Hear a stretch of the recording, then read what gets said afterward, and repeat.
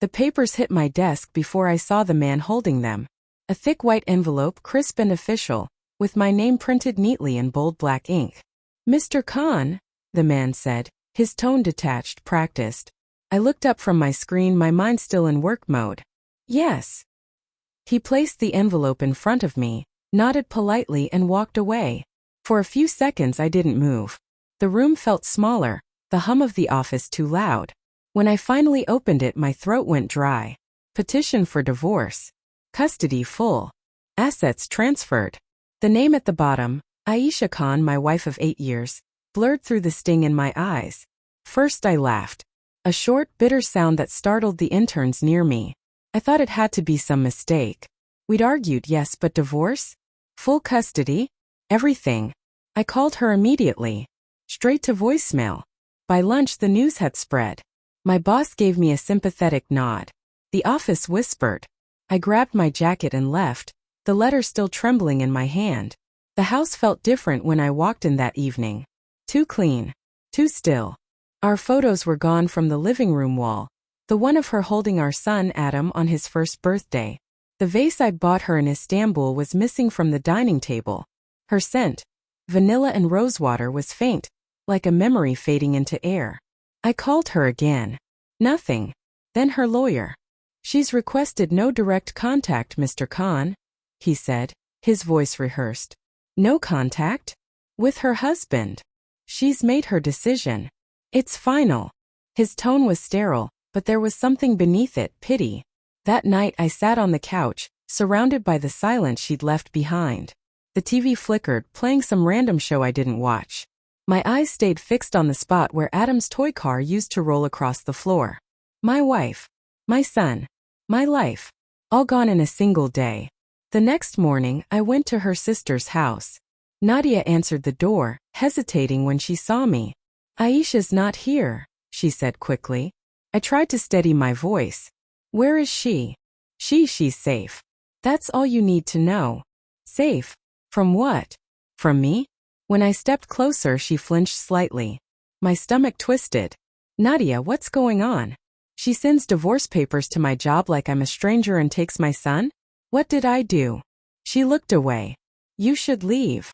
I stared at her, searching her face for some flicker of guilt or understanding, but she avoided my eyes. And that told me everything. Over the next few days I unraveled. Sleep vanished. Meals turned to cold coffee and half-eaten sandwiches. I replayed every conversation, every argument, every silence between us like a detective chasing a ghost. The last fight replayed in my mind, the one about trust. She had said, "You've changed, Saad. You're colder, distracted. Sometimes I think you're already gone." And I'd replied, "Maybe I am. I hadn't meant it. I'd just been tired."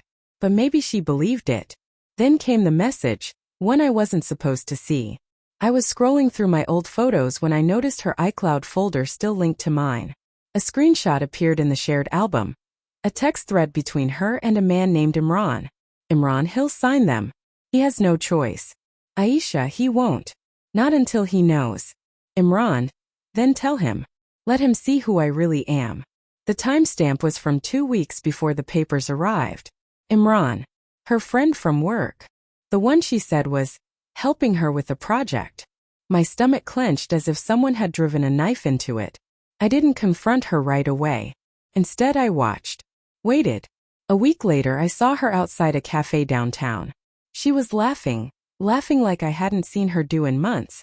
Imran was sitting across from her, his hand resting casually on hers.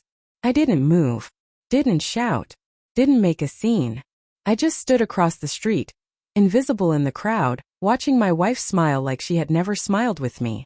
That was the moment something inside me broke quietly. No screams, no rage, just a quiet collapse. That night, I opened the divorce papers again. For the first time, I read every line. The assets, the custody, the conditions. And then I saw it, one clause hidden near the end. Mutual agreement to maintain discretion regarding personal matters preceding separation. Discretion. Silence. She'd planned this perfectly. A week later, her lawyer called. "Mr. Khan, are you ready to sign?" "Yes," I said. He sounded surprised. "You're sure?" "Completely."